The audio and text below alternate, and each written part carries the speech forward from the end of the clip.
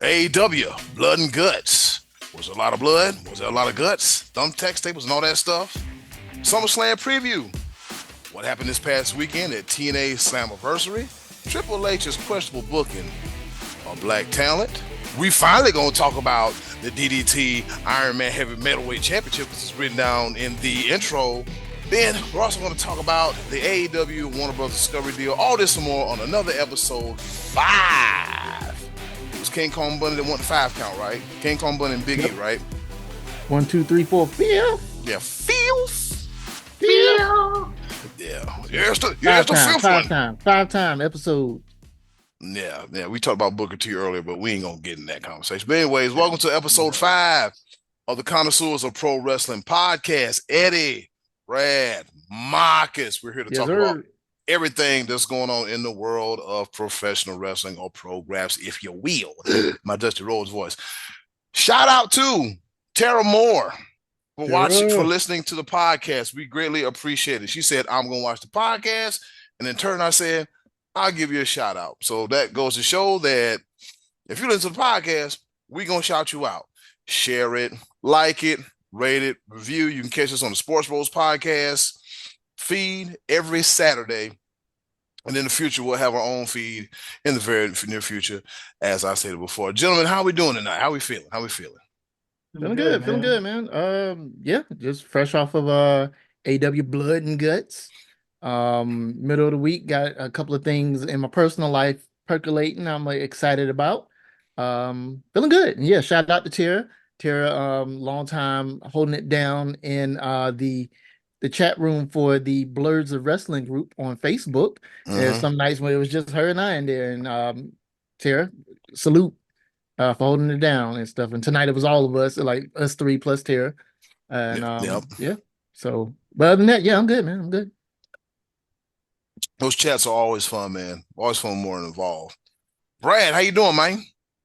Good, man. Good. Just coming off of this crazy Blood and Guts Dynamite. What an episode. Feeling good on this Wednesday. Just ready for this weekend. Can't wait to see Death Before Dishonor for Ring of Honor, and Collision and Battle of the Belts. I believe there's a Battle of the Belts taping, so cannot wait. I'm excited. Now, is that going to be in the same venue that Collision was in this past Saturday night? Yes, sir. Same venue. They have a residency there up through mid-August on their way to All in Montgomery. Damn, a residency. Oh. Mm-hmm. They ain't doing that up there in Stanford. Nope. Yeah. Outside of the Thunderdome. Yeah, outside of Thunderdome. But yeah, your ass couldn't go nowhere. That's what happened. Yeah, you was kind of stuck. So you had to. Yeah. I wonder how much the rent was to rent the Thunderdome, because what happened? It was the Amway Arena or the Amway Arena in Orlando. Then they moved it to Tropicana Field in Tampa Bay. It was weird. Because you remember being in the group like, hey man, look at that World Series sign over there. Ain't nobody trying to hide nothing. Yeah. Well, you ain't supposed to be looking for that. You're supposed to be looking for yourself on one of these screens here. Yeah. I'm looking over there. Mustafa Ali standing by the World Series sign, and I was like, come on, man, what are we doing? But yeah, wild stuff. Can I say I actually like the Thunderdome? I know a lot of people did not like the Thunderdome era. I enjoyed it. I mean, for what it was and where we were at that time in life with the pandemic and all, I didn't think it was so bad. Just want to put that out there. I was checked out. Of course. Yeah, we know that. Man, I was checked out. I mean, after coming off the Rumble in Houston, which I was just like, this is amazing, because the way they had it was great. It was a great setup, but by then I was checked out. Totally checked out. Yeah, you was checked out. I remember the Thunderdome. I was like, I don't know how it was going to go. At one point in time, I got used to the people on the screens. And you remember they used to do all kind of wild stuff on the screen. One of them had like a Crisp and Wah sign, a KKK hood on. And I was like, see, y'all don't screen these people, man. Y'all just have to get some interaction. Yeah, wild stuff. All right, so fellas, let's go ahead and hop right into it, shall we? AEW, Blood and Guts. at the Bridgestone Arena in Nashville, Thrashville, Tennessee. We had an all right card, but once again, it was a classic case of what happened last week when MJF and Ospreay stole the show, and the rest of the show is kind of eh. I mean, other than MJF coming out talking trash and making that Homelander Deluxe United States title, America, America, and then America, America, the beautiful, and then Mariah May, I think in her match, she didn't throw a single punch. It was just feet, feet, and more feet. And then we had Chopper Mania 45 between Chris Jericho and our favorite uncle, Minoru Suzuki. I think I stopped at 25 chops. They probably chopped each other well over 150 times during that match. Jericho retains the title. We got Britt Baker DMD versus Hikaru Shida. I like Shida's look now. I love her gear. Yeah. It's so cool. I love that current gear. Yes. Yeah. Yeah. I love it. She's got an attitude. She's real attitudinal. And of course, Mercedes Moné showed her face, CEO. Then we had a backstage segment with Willow Nightingale and Chris Statlander. And Chris Statlander tossed her on those boom boxes. But I also forgot we got to see the debut, the AEW, well, not debut, but we got to see Camille Brickhouse. If you don't know who Camille Brickhouse is, she wrestled in Billy Corgan's NWA for a period of time, and she was their women's champions for like a year, 2-3 years, or something like that. She broke the record on holding the Mildred Burke title. Yep, the Mildred Burke title. Speaking of shows, man, I miss, it was 2019 NWA Power was special. It was special. But it goes to show, man, what like everything else post-COVID, man, once you lose that momentum, it's real hard to get it back, man. It was, and they had that song Through the Fire. Dun, dun, I falling. They had that song. A very drunken Eli Drake. What was the promo about the shoes and the Yeah. It was for Christmas, right? Yeah. Yeah, it was a Christmas one. Yeah. That was great. Deck the halls with bells of holly. Yeah. It was throwback. And he's so drunk. He was like, what did I say? Shoes? Oh, I'm sorry. Yeah. You should be drinking on the job, huh? Yeah. He's like, you see these shoes? X amount of dollars. You see these shoes? X amount of dollars. Wait a minute. He starts looking around. Oh my God. 1 versus 2, 2 versus 1, 5 versus 7. Everybody is saying oh man, hilarious, man. He's good, man. He's really good at what he does. And then the main event, blood and guts, hard fighting in Nashville. We had Team AEW consist of the Acclaim, Darby Allin, ROH World Champion Mark Briscoe and Swerve Strickland versus Kazuchika Okada, the Young Bucks, Hangman Adam Page, and unseasoned chicken scapegoat Jack Perry. That's Marcus's boy, unseasoned chicken. Unseasoned chicken. Yeah, Marcus. That's exactly what he is. He boiled unseasoned chicken. Ugh, it's boiled. It's boiled. It's not grilled. It's not even grilled. See, you can kind of get through unseasoned grilled chicken, but it shit's boiled and unseasoned. Ugh. It got that smell to it. Yeah. Like, ugh. Although, I mean, I don't know how smart this was, but shout out to him for taking that unprotected chair shot tonight to the head. Oof. Wow. He ate all of that. Every single bit. Mark was like, this is for so-and-so. God. Yeah. That's kind of like the Juggernaut hitting people with their own pimps almost. Yep. So yeah, he hit the hell out of him with that damn chair shot. We saw staples, we saw staplers, we saw barbed wire boards, we saw Okada with the very innovative Rainmaker drive with a hood sign. So hilarious. He's come over here and just been like an entertainer. He's been funny. What's the one who was like, I messed something up on the computer? Oh no, I'm so sorry. Oh yeah, beach. And I was like, this is what you're doing. Like, yeah. I mean, it's just, I don't want to say he's been comic relief, but damn it, he's been funny. Well, a lot of people have been tripping on him about that and upset about that. Like, I can't believe it. Okada is like one of the best wrestlers of all time, and he's been carrying New Japan, and he comes over here and they make him a comedy act. And then other people are like, well, have you maybe stopped to think that perhaps he's having a good time and he wants this? He looked like he's having a good time to me. Yeah. hmm Yeah, on top of that, there was a little bit of time in New Japan where I think it was one of the times he lost the IWGP Heavyweight Championship and he lost it, dyed his hair, started doing Scooby-Doo antics, started carrying a balloon A around, balloon. I remember that. and he had long pants. Yeah. Music was different and everything. Everything was different, but he was all about the comedy there too. But also he's friends with the Young Bucks and they're like tight. So, you gotta have fun with your friends on the job. So I think they said we're gonna make you forget about your excursion in TNA. Damn, they just dropped the ball I'm with that. trying to forget about. Oh God, I'm trying to forget about that. That was around that time they had they had a working relationship. They had episodes with Tanahashi, Nakamura. Mhm. You would mainly see those two. I think you saw Tetsuya Naito when he was part of that tag team.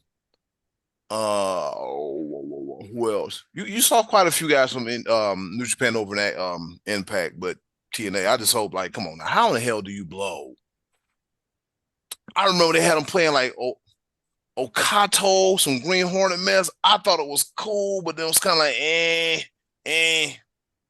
And so New Yeah. Japan said, "Well, you're gonna bring our man back home. Thank you, f you, bye." But The cornet. yeah, um, but time heals all wounds. We got forbidden doors and stuff opening up and everything, and so bygones are bygones. Like they say up in the Stanford Entertainment Embezzlement Corporation Company conglomerate. Hey, never say never. Never say never. So, what do we think about Mhm. that blood and guts match, gentlemen? The match itself. Chaos, pure chaos. From the advantage, I think when Darby Allin came in, he got hit with a chair as soon as he got in the ring. Like I look up, I was like, oh, he just got hit. And then just the chaos with everything, the Young Bucks coming in with attacks, trying to do it to Max Caster, Mm, Anthony Bowens getting thrown off the side of the cage through the tables. Um, Mark Briscoe coming in, just whooping everybody, and mm. Swerve and Hangman missing his entrance, and then Swerve comes out. Swerve's there. Boom, here comes Hangman. Chaos. Just Yeah. pure chaos. And didn't It was oh, go ahead, Marcus. I was gonna say, yeah, definitely chaos. I thought it was good. I will say, it probably personally might not have been my favorite blood and guts they've done. I thought they had some pretty good spots there, though. Some pretty good Mm, moments. Even just the way they were teasing, just kind of the inner turmoil with Team AEW before the match, and then of course my dude Chicken is the voice of reason. All right, y'all, we got to get together, man. And like, oh I man. love Mark Briscoe, but yeah, I think everybody showed out this time. Like, and I'm not really a big Bucks fan. I thought they looked great in the match today, and they weren't doing the typical flippy shtick and stuff. Don't get me wrong, I don't mean that disparagingly. I actually like the flippy stuff, Mm, but they came across very well as the heels here, mm, along with Okada, along with unseasoned chicken Jack Perry. Who actually he wasn't so bad this match either. I mean, I think this match was just one.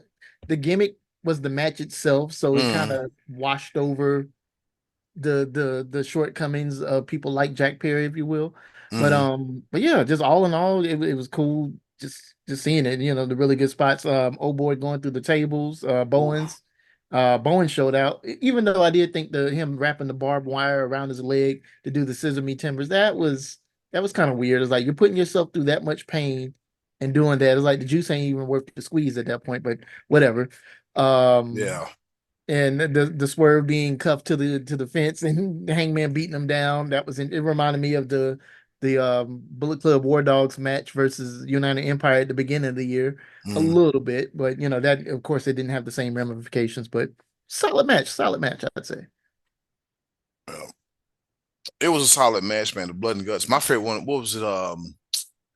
Not the learning tree, but the inner circle. Oh yeah, yeah. Who did they face? It was inner circle versus It not the When Lucha in Bro. the Blackpool Combat Club, maybe? Man, they just beat the hell out of each other. Yeah, yeah. I think that was my favorite one too. Yeah, just beat the hell out of each other, man. Then that stadium rumble, whatever they do, man, where it's like mayhem in the stadium, and it's just Yeah, Anarchy in the Arena. oh my Yeah. god, wow, Oh, hell yeah, the stadium. So is it Stadium Stampede, whatever Stadium they call Stampede, it? yeah. yep, That's always crazy. yeah, that's always a good one, man. That's always a good one. And speaking of All Elite Wrestling, them and Warner Brothers Discovery, they apparently have agreed to a deal. But I'm reading an article that says the deal isn't as imminent as previously reported. So from my understanding that they would be on HBO Max. Is that true? Yes. Yeah. Yep. Yeah. They'd be on Max. The pay-per-views would be streaming on Max. It didn't say anything about ROH, but I would hope and imagine that being that TK owns ROH and AEW's coming, why not have access to all that there too? I mean, it only makes sense to me, but who knows? Right, right. I think it's a good move. I'll tell you what, man. Between this and the freaking NBA saying the TNT, now the NBA is going to leave TNT and decide to go over to the NBA, which ends a damn near 40-year relationship. I'm all streaming serviced out. Hmm. I am all streaming serviced out. I mean, the streaming service is good, but it's just like you have to have possibly, and I might be exaggerating, 10 apps to watch your favorite shows. I had New Japan the World app for the longest of time, and I was like, I don't really need it right now. I mean, I had that. I had a WWE Network, Hulu, uh, ESPN. I had that ESPN Disney Plus package and all that mess, man. It was just, but at least Tubi is free. This is true. Yeah, You at can watch least such fine cinema, such as Sloppy Seconds. sloppy seconds. Hey, But so hey, listen. So I met this girl at the gas station right when I was getting a Uh, beverage for the podcast, yeah, and yeah. she said she was going to be in the movie, right? She said, "Yep," and you can see it on Tubi. And I was like, okay. and then I told her about sloppy seconds. I said, "Yeah," I said, Tubi, home of the worst of the best bad movies you've ever seen. Get in the shower and stay Stay naked. naked. Hey yo, and peep this out. Like my wife and I are having some of my friends over, actually my daughter's godparents, Mm, over on Friday night. We haven't hung out with them in a while, but what we plan on doing is getting some pizza, some wings, some drinks, and we're gonna sit and watch a horrible Tubi movie and just have a good old time. It's gonna be some cool stuff, man. man, Looking that's forward Yes. that to it. that sounds funny. Hey, let's go ahead and watch horrible Tubi movies if you will. You got to watch that one I recommended y'all. The dude that was smoking the weed, and yeah, you got to watch that one because you're gonna be like, what the hell? What is going on? Uh, yeah, with these streaming services, man, there's a whole lot going on between AEW, Warner Brothers Discovery. They say the deal is not imminent as we think it is, but what's all signs are pointing towards that way that it is. Um, then you also had like what NWA, Billy Corgan's NWA on the CW network. Oh, yeah, that got hampered because James, what's his name? I'm blanking on his name. The Sinister Minister, James. James Y'all know what Mitchell. I'm talking. Yes, James James Mister. Mitchell. That's who. Like Mm. he did it was the coke snorting thing on one of the shows Oh my, right after they yeah, Yeah, announced that. yeah. It was on the yeah, CW pay-per-view. was like, no, no, no. yeah. And I know they were tripping about that, but I wonder if that's still gonna happen. It's like, come on, y'all got worse stuff on the CW, right? Oh Right? my god, yeah. They're, I'm surprised they're still around. If you want to know the truth, yeah, they're still around. I mean, they're relegated to the app now. yes. Yeah, yeah, they're just relegated to the app. So they messed up their network deal, and now Mm. they're stuck on the app while Hmm. NXT slides That's right on in. that's right. They're supposed to be getting CW. Yep, Like later on this fall, I think. Yeah.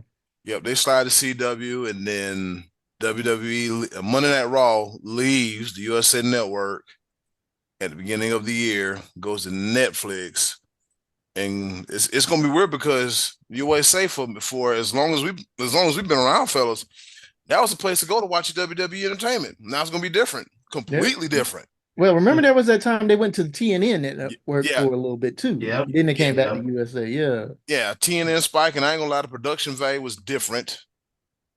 It didn't have that USA feel to it. You know what I'm saying? Right. Right. Yeah. It Yeah, didn't it have that. did. Yeah, it didn't have that feel to it. It was totally different. It was really totally different. So Yeah.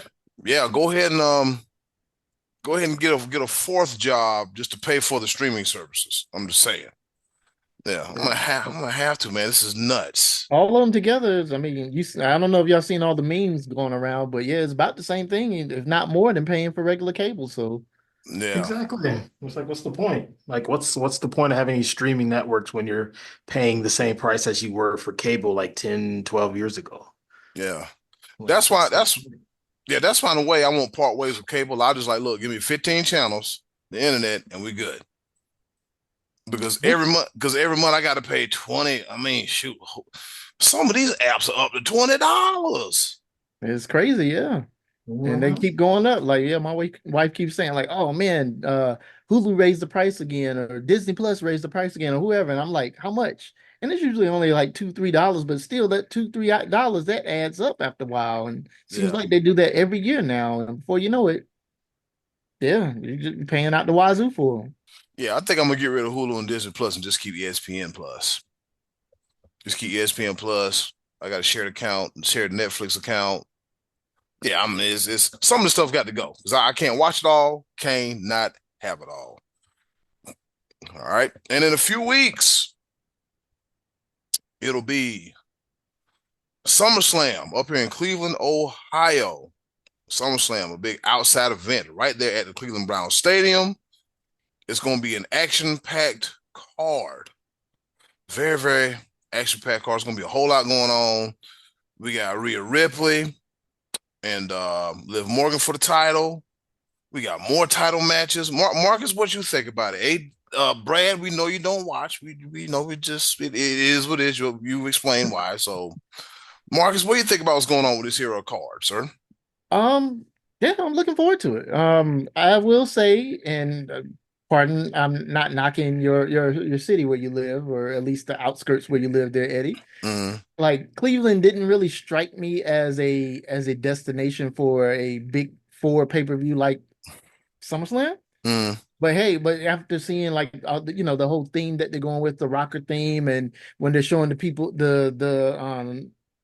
the match cards, well, not the cards, but like the people face off, like it's very mm. interactive and it's moving. It's like, Yeah. oh, that's cool. Going with the rock and roll thing. I know the Rock and Roll Hall of Fame's up there Yep. and all that. And I mean, it's on the lake. Why not? So, Yeah. as for the actual card itself, I'm looking forward to seeing Gunther and Dane Priest. Looking forward to seeing Mommy and Liv Morgan, even though I think Liv is definitely gonna hang on to the title, if not end up usurping her spot in the Judgment Day. But some of the other matches, I'm blanking on what those are at the moment. Solo and Cody, that could Mm, be interesting. I really don't see Solo going over, but who knows with the bloodline there, Jacob and them. This thing continues to just unfold. Maybe Roman comes back. Who knows? mm, But yeah, I'm looking forward to it as usual. Can't really say I'm super excited. I'm not as excited about that card as I am for maybe All In mm. or either like the previous NXT card. I was very excited about that. But still, hey, it looks like it can be decent. Hopefully they can deliver a really good show. And that's what I'm here for. Two matches I'm looking forward to: Sami Zayn versus Braun Breaker for the Intercontinental title, and some good old hard fighting, as we saw this past Monday with Gunther and Damian Priest. They said, "Man, ain't no more talking. We're just gonna get to fighting." Now, I would be excited about the CM Punk versus Drew McIntyre match, but I don't know. I mean, I don't know. I can't explain. I'm not really excited about it. I'm really excited about, I think, you know, I think Braun Breaker gets the strap. Now, somebody else could take the strap from somebody. I think L.A. Knight Yeah. might beat Logan Paul in his backyard. He's from right up the road in Westlake, Ohio. So that would be pretty dope, because every time he's here, they boo him. Go back to Westlake, you dip, dip, dip, dip, dip. Oh, they let him have it. It's hilarious.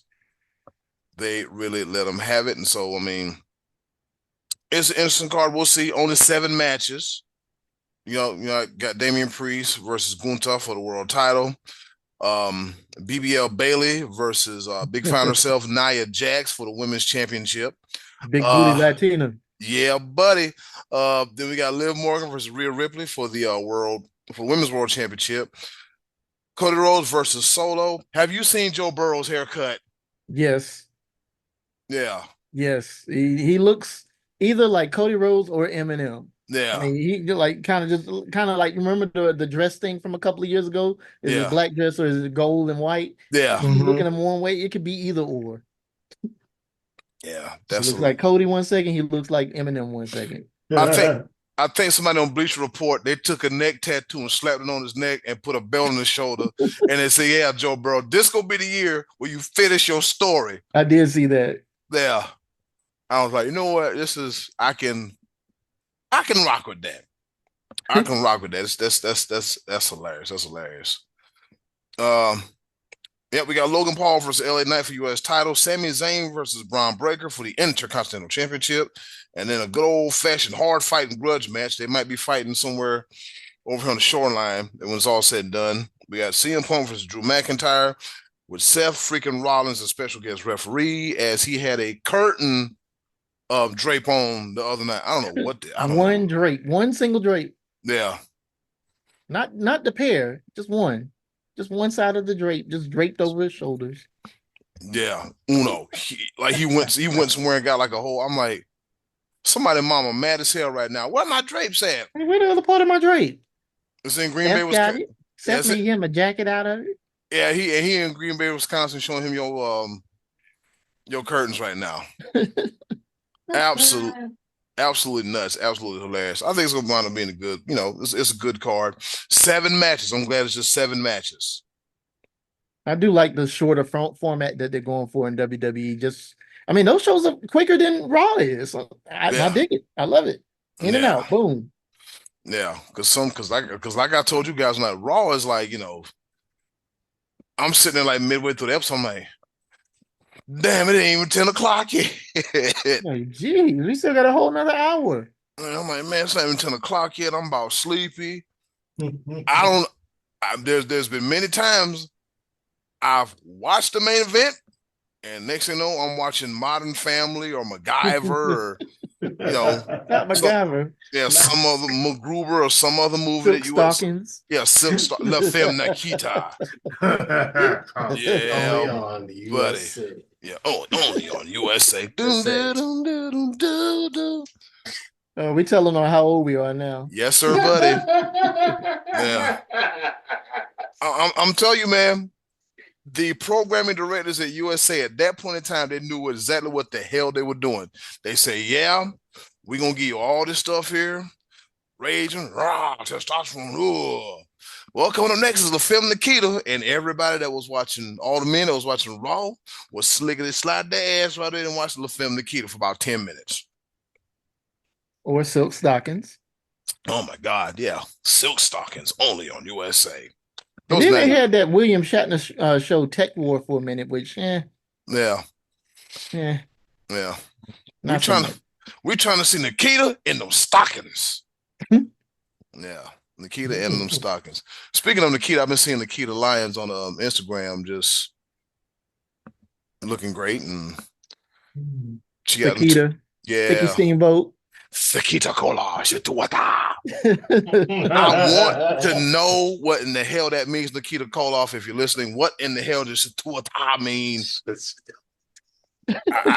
I've been wanting to know that since I was little. I was like, what is he saying? Like, that ain't Russian.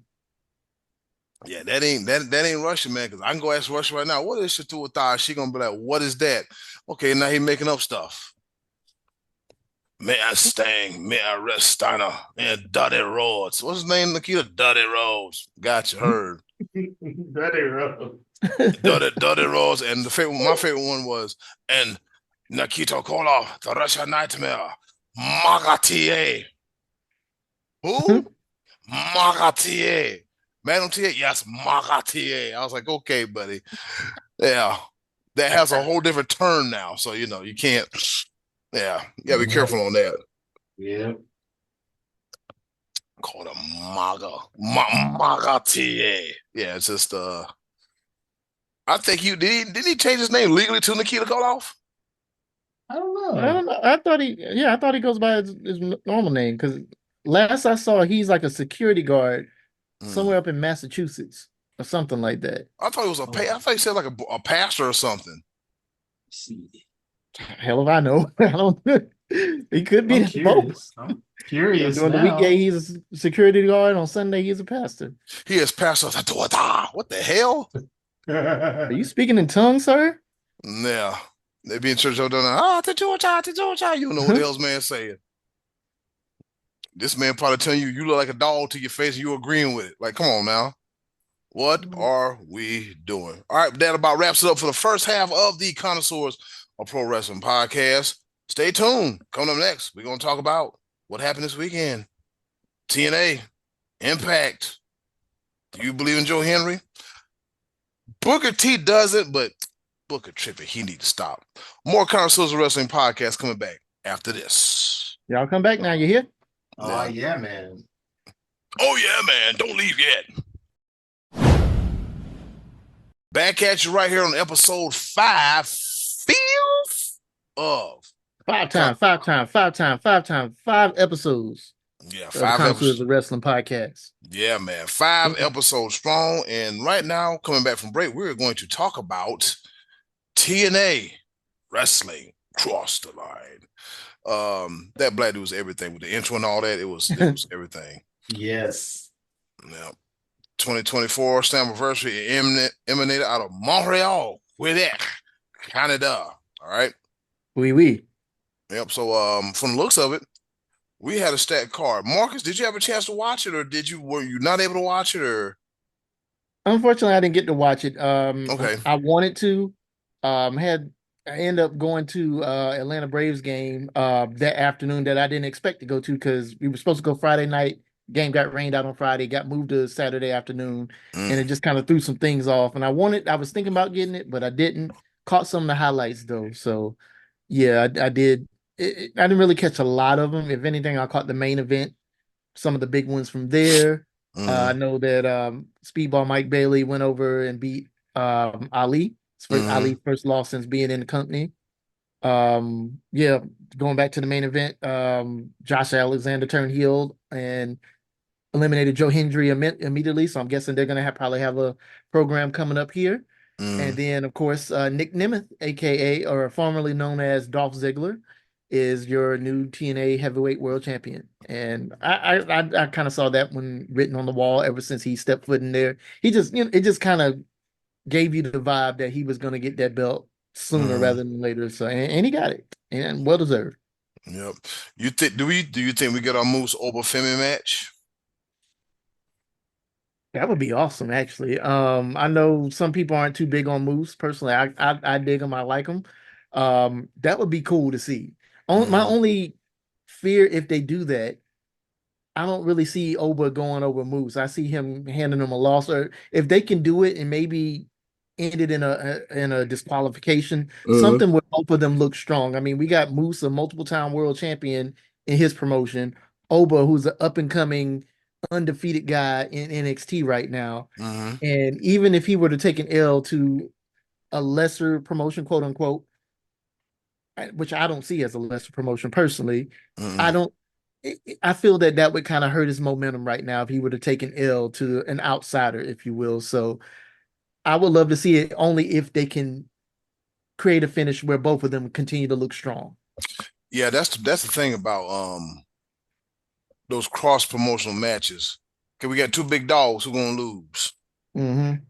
You know, yeah, two big dogs who going to lose. Case people didn't know, Moose was an offensive guard slash tackle in the NFL, then standing at 6'8", 319 pounds. He played from the Atlanta Falcons from '06 to '09, 1 year at the Patriots, training camp stint with the Rams, He was on the Colts roster and back to the Rams rosters again. He played in 62 games and started 20 games. So not bad for a offensive lineman turned wrestler in Moose. Moose has really come a long way. I will say that. Yeah, I Moose, remember him back in his ROH days when he first came around. yeah, Jungle was huge. I mean, he's still huge, but yeah. still just at the time was like, yo, who's this dude? Yeah. Moose, he's just one of those characters that he didn't stay the same way forever. He was able to adjust and adapt.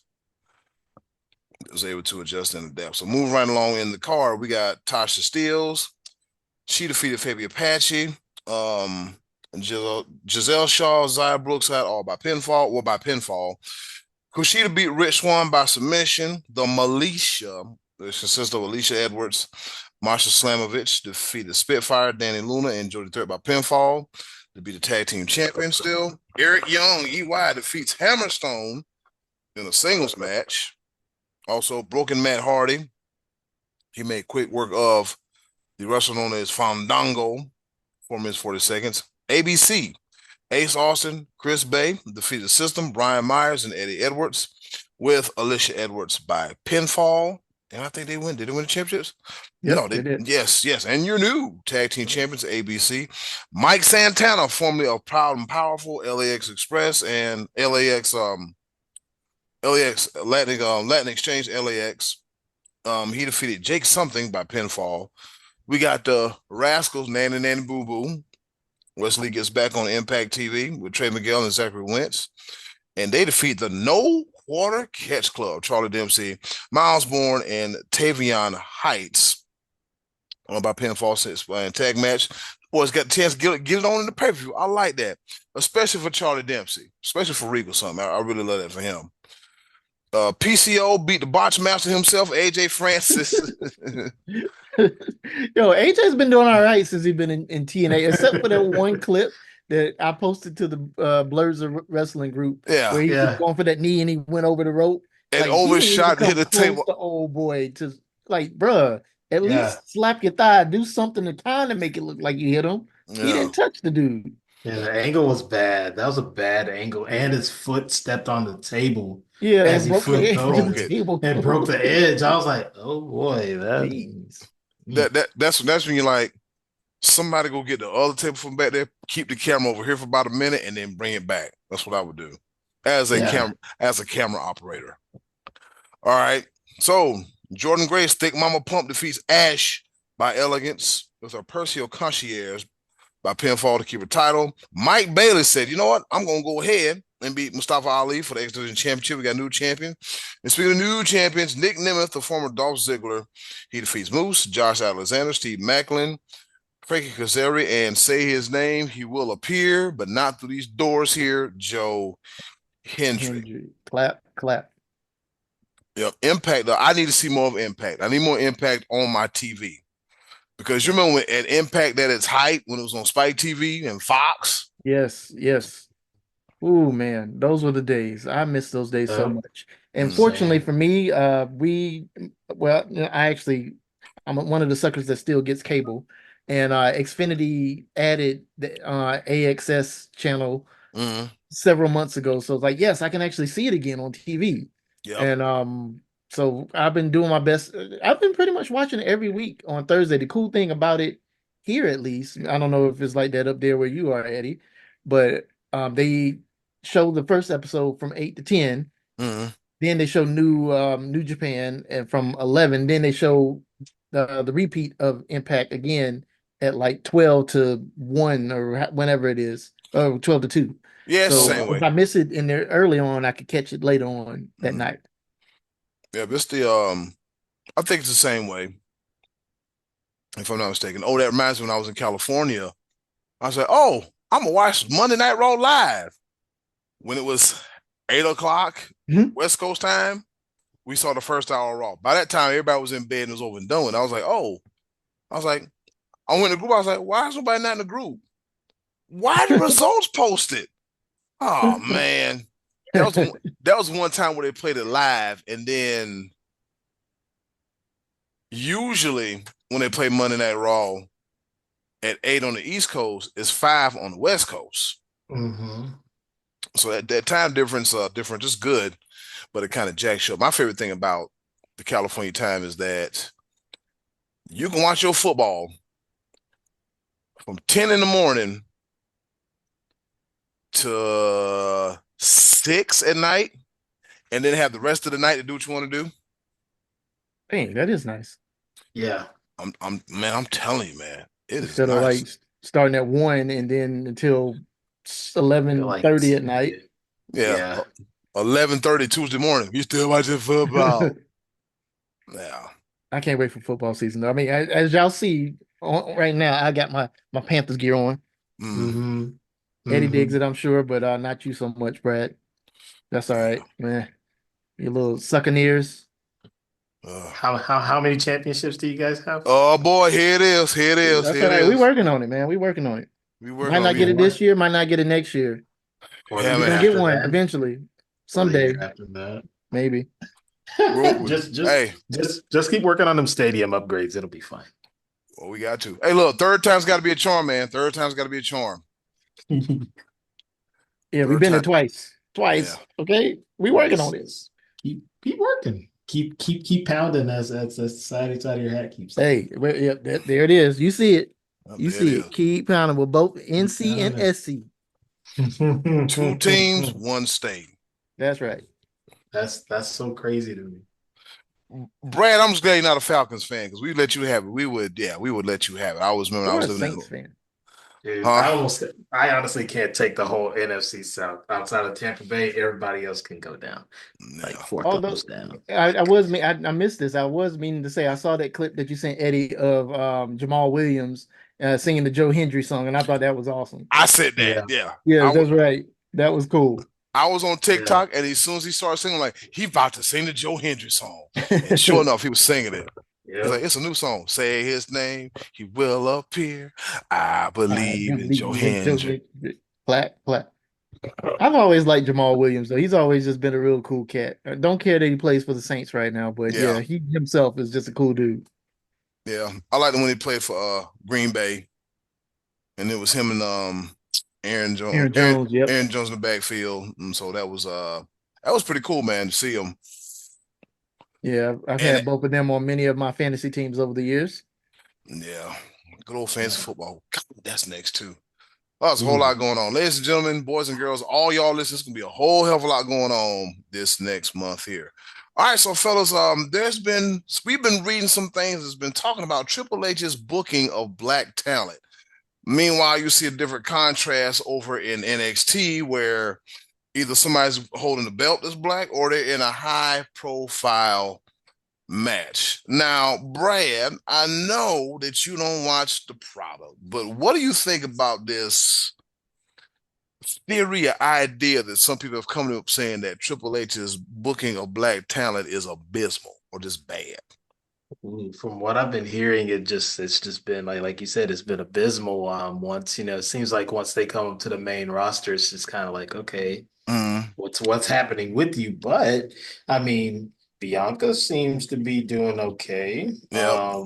Jade seems to be doing okay. I guess are they still a tag team? Yeah, yeah, Yeah, still tag team. yeah. Okay. Mhm. Okay, For so now, dot dot for dot. for now. Yeah, I mean, it seems like let's see, Melo's on the main roster now. yep. Yes. I mean, he's been in some high profile matches from what I've heard. I Hmm. mean, don't really see anything wrong there. Unless there's something else weird going on. I haven't seen really any of it because like you said in NXT, I mean your main champion's black. The Negro American champion is black. Yeah, on both sides, the men's and the women's side. What's the name of the belt? What's the the, name of the, the the, belt? the Negro American champion. I'll never be able to look at that God. title the same anymore. Oh God, I'm ruined. Almost fell out my Almost, chair.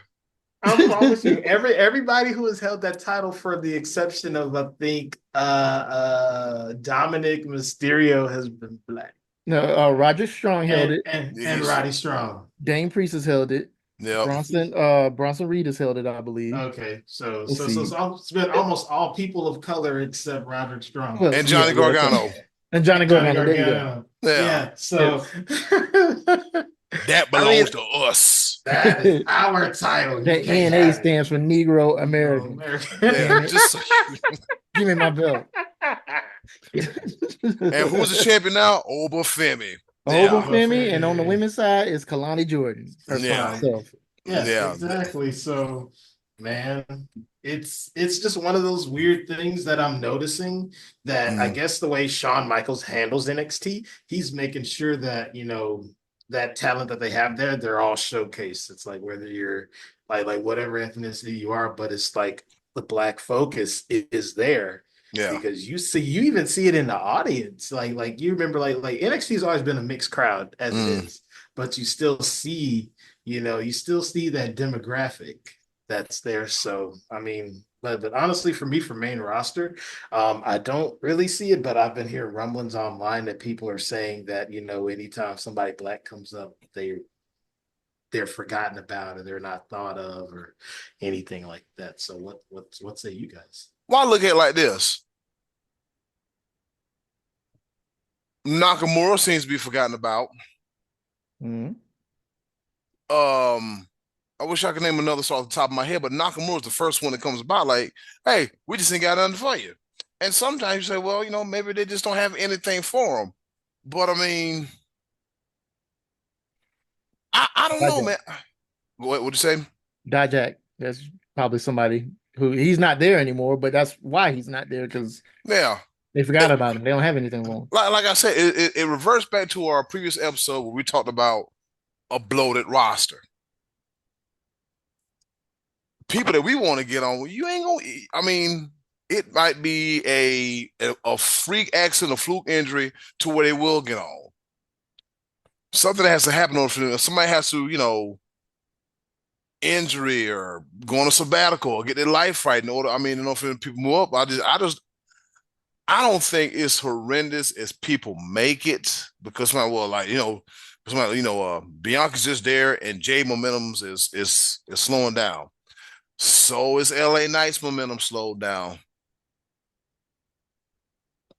You see what I'm saying? It's just I see what you're doing, but I'm looking at it from a totality standpoint. Like, okay, well, there's the roster's bloated.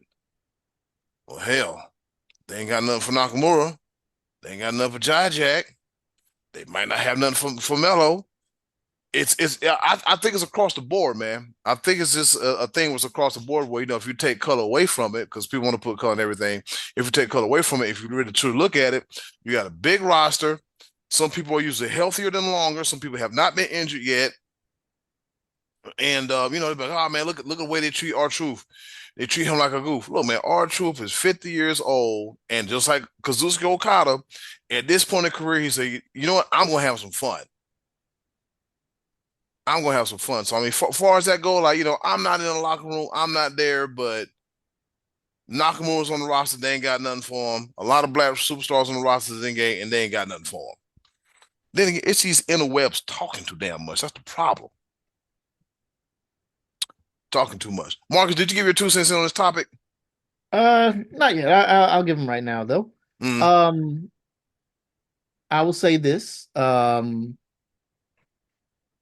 No, I don't think Triple H is being racist. Yeah, I know we could all go back to almost about 20 years ago when Trips was wrestling and he had the angle with Booker, mm, and he said, "Carry my bags, boy," whatever he said, and the slow. That's one of my only things that still hangs in my mind. The slow count after the pedigree, him getting over the super duper slow 1 2 3, beating Booker. Booker should have went over anyway. That aside, let us not forget for all the people who are saying Triple H might be racist. And granted, I know a lot of this started from Uncle MVP. mm, Was the one that kind of started this going on. And yeah, maybe he sees something, being that he's a part of the company that we don't see, that we are mm, not privy to. Oh well. But from what I see and what I know, remember before he is where he is now, Triple H was in charge of NXT. Triple H was in charge of putting the belt on guys like Keith Lee. Triple H was in charge of bringing guys up like Velveteen Dream, and plenty of. I can't think of them all right now, but he has elevated black talent in NXT before. Mm. And to your point there, Eddie, he can only do so much right now on a full bloated roster. And yeah, you mentioned it. Jade and Bianca, they're doing well. Mello just got his foot in the door. What do y'all want to do? Put the belt on him? If they did, people be whining about that. Oh, he just got here. Why y'all putting the belt on him so soon? See? He's not ready yet. I mean, he's doing great what he's doing, but he's okay with being in upper mid card matches for right now. Let that man cook. Let that man simmer. Street Profits, yeah, okay, that's weird. That's been weird. Bobby Lashley, he's been hurt, and otherwise, that's been weird too. And I get that's where a lot of people are kind of pointing finger at as well. And now we see that Bobby Lashley, MVP, and Tamina, who we haven't seen in forever, they're all on their way out the door anyway. Mm. But I will come to the defense. Yeah, I don't think it's as serious as a lot of people are making it out to be, simply because we know the track record that Trips has when it comes to black talent. He's done great. He's scouted many of the black talents that we've seen in NXT and on the main roster at this point. He's the one that brought them in. He's the one that pushed them first in NXT. And then when he moved over here to the main roster, he's dealing with what he has here now. So I just say let's give it some time. Let's let Mello simmer a little bit. Let's see what the Street Profits do. Will they actually eventually break up Docs and Montez? Let's Mm. see if they do something to revitalize the New Day. But Trips hasn't even been in charge for a year now, right? So No, he's still fresh. It's still fresh. right. People just want that right here, right now. And I don't want to say people want something to whine about, because some of their opinions are very valid. But like we just sat here and analyze, like, okay, well, you got a bloated roster. You only got so many spots. You only got so much TV time. So who are we going to push? What are we going to do? Can we do, like my only bad thing is why we got 9 segments with the Judgment Day That part. Or the bloodline. or the Bloodline? Why we got 9 segments? Like, look, give us something at the beginning of the hour, the middle of the hour, and towards the end of the night. I mean, don't give us nothing every 5 minutes. Well, Liv Morgan was just back here. Who got the room key? You got the house key? Oh, that look hard. That look tough. I'm peeping around the corner. I'm getting straight. It's like I get it, but it's kind of like like I don't want to see like a Judgment Day or a Bloodline scene every other 5 to 10 minutes. Right. You Yeah, got all those people on your roster, and you're filling your time on the show with the same two factions versus maybe giving other people a shot. yeah. I mean, look at this whole angle with the Alpha Academy. That's interesting TV. And plus, Maxine Dupree had on one of them little TikTok outfits. But I digress. Um, I think I was doing that. Yeah. So yeah. So I mean, it's just a lot of things I think. Like, you have to take into consideration. Like, okay, blow the roster, do what you can, what you got, and make the absolute most of it. Now, ladies and gentlemen, the moment that you've all been waiting for. That we said, damn it, we are going to talk about it on this here episode. I mentioned it last week. A lot of greatness is going on. I just straight up forgot. Let's go ahead and talk about the most infamous title in the history of pro wrestling. It represents the DDT promotion, the Dramatic Dream Team. Entertaining stuff. It is known as the Iron Man Heavy Metalweight Championship. It gets its lineage from the Hardcore title and is also defended under 24/7 rules. Now, the thing about this here belt is the history is something else. Brad, what can you tell us about the history of this damn belt? Well, what hasn't been covered, of course, like you mentioned, the lineage comes from the WWF Hardcore title. This title was introduced back in, I believe, in 2000. So Yep. that title was introduced back in 2000, and it's been defended almost everywhere, anywhere you can think of, with prominent champions, MJF, Dr. Britt Baker, DMD. Several well-known names have held this championship. and it's like not only have humans held this championship, but also animals and inanimate objects. And inanimate objects. Brad, should I go through the list? Sure, man, it'll be entertaining. I'm gonna go through most of the list, but according to Wikipedia, cite the source, it says as of November 2022, there have been over. This needs to be updated. There has been over 1,500 title changes of the belt, which has been won by numerous male, female, wrestlers, non-wrestlers, including children, animals, entire audiences, and inanimate objects. Entire audiences. A whole crowd. How? It's a riffraff. So let's go to my favorite part. The inanimate objects, if you will. A ladder was a champion. Now, here's how it happened. It was a steel ladder. According to Wikipedia, it says a steel ladder will fall on the champion, and a pinfall was counted. The ladder successfully defended the title by not being pinned during the time limit battle royal matches. The ladder was a 3-time champion and the first inanimate object to win the title. A 3-time champion. The ladder is 3 times. I guess he got like what, gold rungs or something like that, 3 gold rungs. Yeah. So let's skip down here. A baseball bat became the champion. It lost after being broken in half, and that was called a KO decision. Oh. You're gonna love this one. A pint of beer. Nice. Yep. The Big Japan Pro Wrestling ring truck. The title belt itself. Ow. How can the belt? Okay. we gotta watch some videos. You're gonna love this one. The IWGP Junior Heavyweight Championship belt. It is a champion. Nice. Yeah. And then there was an inflatable love doll. Yoshihoko. Yep, Yoshihoko. She won it a whole lot of times. Vince McMahon's Hollywood Walk of Fame star. A bus. A TV Tokyo camera front crane. Pork bun. A trash bin. A pair of chopsticks. Chopsticks. A printed email.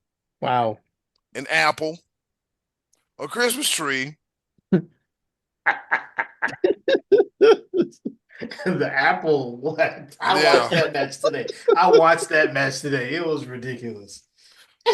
3 elementary school girls. The Addiction, known as Christopher Daniels, Frankie Kazarian. The entire audience of Beyond Wrestling's American Rana 16. How does an entire audience win a belt? That's just crazy. Yoshihiro Yamato and Toru Owashi. And you'll love this one. 100,000 subscribers to DDT's official YouTube channel. This title is so outlandish, and it says, let me see. The record for the most reigns is held by Shinobu, who won it 216 times, including by trading the title back and forth with 215-time champion Yuko Miyamoto for a total of 303 times on the same night. Danshaku Dino holds the record for the longest combined reign with at least 448 days, and counting the exact date of when he won his 10th title is uncertain. Then somebody held it for 133 days. Only 155 individuals have held the title for longer than a day. The title has occasionally been won by unusual means, such as rock, paper, scissors, auctions for the belts, and even a title change that occurred in a dream. In a dream? Wow. A dream, dang. Not a dream. This is one of the wildest titles, and matter of fact, I remember somebody was in jail with the belt. Probably. and somebody laid on the ground, rolled up from under the bed, and laid a finger on him, and the ref was like, "What?" And then it rolled out the ring. And I think one time Sean Waltman won it. I think he lost it to a chair. Hmm? This title is, man, I'm trying to tell you, it's wild. It really I know is. one thing. If I was one of those people on YouTube that's considered one of the champions, I'd put that on my resume, man, for real. Yeah. You know, in the interest part, like, I can do this, I can do this. One time DDT Iron Heavy Metalweight Champion. Yeah. Bang. Yeah. Iron Man. Iron Man just look, the name is extravagant as much as much as the damn title is. The Iron Man Heavy Metalweight Championship. A ladder is a good God Almighty. A ladder is a 3-time champion. Three Well, times. 3 times. Is there anything that we missed that we forgot to cover on this episode 5 of the Constitutional Pro Wrestling Podcast? Mm, The G1. oh yeah. The G1, real quick, tell us about that, Brad. All right, so the G1 kicked off this past weekend. A lot of hard fighting. A lot of hard fighting in this one. As noted, Konosuke Takeshita, he's in his first G1, and he showed out in a standout bout against Jeff Cobb, where there's a spot in the match where he did a superplex of Jeff Cobb, shook the ring, and the referee fell down in the corner, and the announcers were going crazy. Um, I think Evil faced against what's that guy? Gabe Kidd. Mm. He took a lap around the audience. Then Evil had a chair waiting for me, just threw it at him. Threw it at him right in the face. Ow! And I was like, that's what you get for talking Gabe Kidd. That's what happens when I'm you the talk. jugger now. I'm gonna hit you with a chair. Wow, Jugs got you. Yeah. Let's Sit see, your see. ass down. For real, man. He had that dude just like loopy. Let's see, Mm. what else do I have on my notes for the G1 this past weekend? There's another match stood out with Zack Sabre Jr. And Naito. That was a match that stood out this weekend. And then also there's a guy named Oleg Bolton Mm-hmm. who started off as kind of like one of the young boys, always wore the black trunks all the time. But now he's wearing multicolored, different color trunks now, and he's really come into his own Mm. in the G1 so far. So he's really, starting to shine. But the star of the G1 right now to me is Takeshita. Right now. He's just doing great stuff right now. That's the ace. That's just that dude, period. Yeah, he just that damn dude. Yeah. Wish TK Yeah. would push him more. I wish, I man. Especially go ahead. I think with Takeshi it's a slow turn. It's slow. Go ahead, Brad. I was just gonna say with notable wins over Yoda Suji and let's see who else did he face? Yeah, Jeff Cobb with those two wins so far in just 3 days. Mm. Sky's the limit because this tournament is a long tournament. I think it doesn't end until like August, like mid to late August. So Yeah, you got August. I'm looking what's that, and August 18th or something like that? oh, good God. Yes. Yes, I Yeah. think the final is in yeah, that's when the final is. That's a very long ass tournament. Marcus, if you want wrestling overload, watch some G1 stuff. I'm sure that will put me over the limit. Yeah. Yeah. I mean, Yeah. I'm sure they're probably going to be showing some of the better matches on New Japan on that hour in between impacts on Thursday. So hopefully I can catch some of that pretty soon. Oh yeah. Uh-huh. They will. They'll probably show some either this week or next week. Mm. Yep. All right, so real quick before we get up out of here, Block B has El Phantasmo versus Yoda Tsuji. Another Block B match, Hanare versus David Finlay. Haruki Goto versus Oleg Bolton. Yuya Yamura versus Takeshita. Ooh, that's going to be a good one. And Jeff Cobb versus Ren Narita in the A block. Naito versus Evil, Umino versus the Great Okan, Takagi versus Colin Newman, Sonata versus Gabe Kidd, Zack Sabre Jr. versus Jake Lee. Yep, and I'm gonna have to catch some of those matches, man. Really excited, really excited, really excited. All right, fellas, anything to say before we get the hell up out of here and go find us a bad Tubi movie to watch? No, I'm joking. I believe in Joe Hendry. Yep. There you go. I also believe in Willow Nightingale. Yeah. Oh, baby. Anyways, before I start singing Jerry Butler and then from that the infamous playlist, for Brad, Marcus, I'm your boy Eddie. And in closing, do something nice for yourself. And if you can, do something nice for someone else. They're great. Appreciate it now more than ever. Episode 5 in the books. Connoisseurs of Wrestling, the podcast, every Saturday. Tell a friend. Tell somebody. And most importantly, call my mama. Y'all be good. Peace, y'all. Peace.